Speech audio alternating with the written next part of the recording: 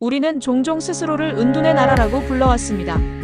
긴 역사 속에서 대륙에 붙어있지만 섬처럼 고립되었던 조선 후기의 이미지가 그만큼 강렬하기 때문일 것입니다. 하지만 만약 지금으로부터 1000년 전 이 한반도의 한 항구에 푸른 눈의 아라비아 상인이 거대한 융단과 향신료를 들고 내리고 송나라 상인들이 최고급 비단을 풀어놓고 일본의 상인들이 진주와 수은을 흥정하고 있었다면 어떨까요? 우리가 고유한 아침의 나라로만 기억하는 이 땅이 사실은 동아시아를 넘어 중동과 유럽에까지 그 이름을 알렸던 역동적인 국제무역의 중심지였다면 말입니다. 그 모든 역사의 심장부에 잊혀진 항구 벽난도가 있었습니다. 수도 개경의 관문이자 고려라는 이름을 코리아로 만든 세계로 열린 창. 오늘 우리는 굳게 닫힌 은둔의 나라라는 편견의 문을 열고 1000년 전 세계 상인들이 거닐었던 국제도시 고려의 벽난도로 시간 여행을 떠나봅니다. 모든 길은 로마로 통한다는 말이 있듯 고려시대 모든 바닷길은 수도 개경으로 통했습니다. 그리고 그 개경으로 들어가는 유일한 관문이 바로 벽난도였습니다. 벽난도는 지리적으로 완벽한 위치에 자리 잡고 있었습니다.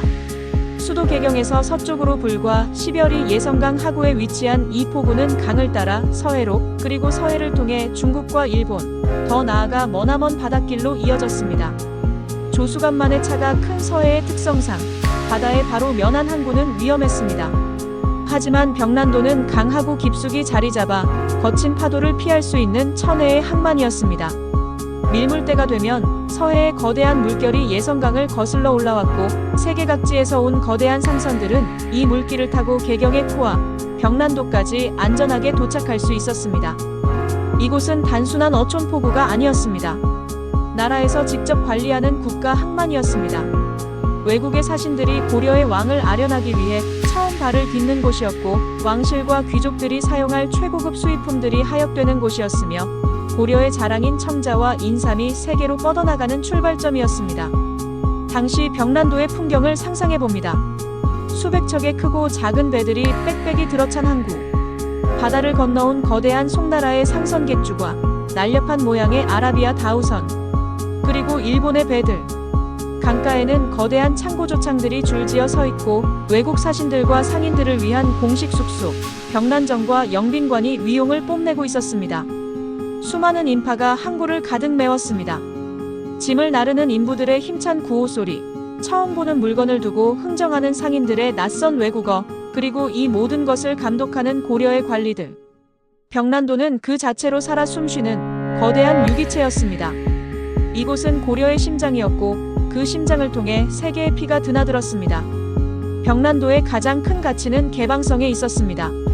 고려는 스스로를 천하의 중심이라 여기면서도 외부 세계와의 교류를 두려워하지 않았습니다. 벽난도를 가장 많이 찾은 손님은 단연 송나라 상인들이었습니다. 당대 세계 최고의 경제대국이었던 송나라와 고려는 뗄 수 없는 관계였습니다. 고려의 왕실은 송나라의 선진 문물을 적극적으로 수용했습니다. 기록에 따르면 한 번에 수백 명에 이르는 송나라 사신단과 상인들이 벽난도를 통해 개경을 방문했습니다. 송나라의 문인 서긍은 고려를 다녀간 뒤 고려도경이라는 책을 남겼습니다. 그는 벽난도에 도착한 순간부터 개경의 모습, 고려 사람들의 삶을 세세하게 기록했습니다. 고려의 배들은 견고하고 훌륭하며 상인들은 예의가 바르다. 그의 눈에 비친 고려는 세련된 문화를 가진 교역 파트너였습니다. 가까운 일본에서도 상인들이 끊임없이 벽난도를 찾았습니다. 그들은 유황, 수은, 진주 등을 가지고 와 고려의 서적이나 식량을 구해갔습니다. 하지만 벽난도를 진정한 국제도시로 만든 이들은 바로 바다의 실크로드를 건너온 아라비아 상인들이었습니다. 이들은 당시 대식국이라 불렸습니다. 고려사에는 1024년 현종 15년 대식국의 상인 100여 명이 찾아와 토산물을 바쳤다는 기록이 뚜렷하게 남아있습니다. 100여 명이라는 숫자는 결코 작은 규모가 아닙니다. 이는 일회성 방문이 아니라 이미 고려라는 나라가 아라비아 상인들에게 갈만한 가치가 있는 부유한 나라로 알려져 있었음을 의미합니다. 그들은 어떻게 이 머나먼 곳까지 왔을까요? 그들은 이미 수백 년 전부터 중국 남부의 항구도시 광저우, 취안저우와 활발하게 교역하고 있었습니다. 그리고 그곳에서 중국 동쪽, 바다 건너에 가오리라는 부유한 왕국이 있다는 소문을 들었을 것입니다. 푸른 눈과 매부리코, 낯선 복장의 아라비아 상인들은 낙타 대신 배에 향신료, 산호, 유향, 수은 등을 싣고 벽난도에 내렸습니다. 그들은 고려의 수도 개경에서 자신들의 진귀한 물건을 팔아 막대한 이익을 얻었습니다. 그리고 바로 이들, 아라비아 상인들에 의해 고려라는 이름이 서방 세계에 알려지게 됩니다.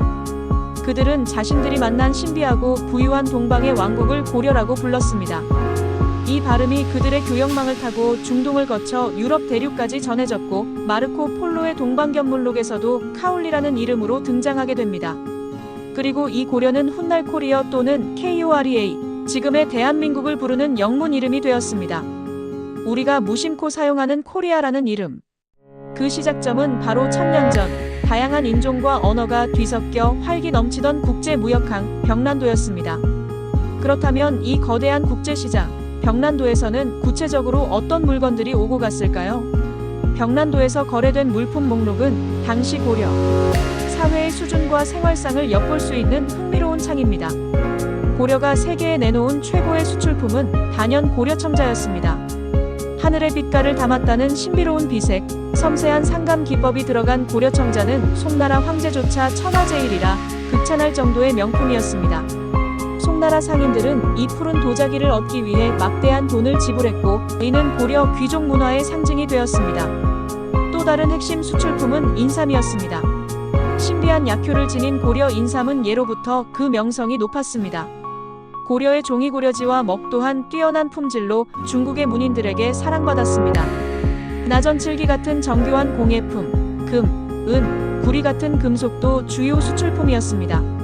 그렇다면 고려는 무엇을 수입했을까요? 벽난도를 통해 들어온 수입품들은 고려 귀족들의 삶을 더욱 풍요롭고 화려하게 만들었습니다. 가장 대표적인 것은 송나라의 비단이었습니다.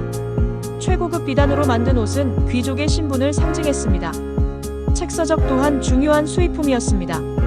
고려는 송나라의 발전된 인쇄술과 학문을 적극적으로 받아들였습니다. 아라비아 상인들이 가져온 물건들은 더욱 이국적이었습니다. 가장 인기 있었던 것은 향신료, 특히 후추와 정향이었습니다.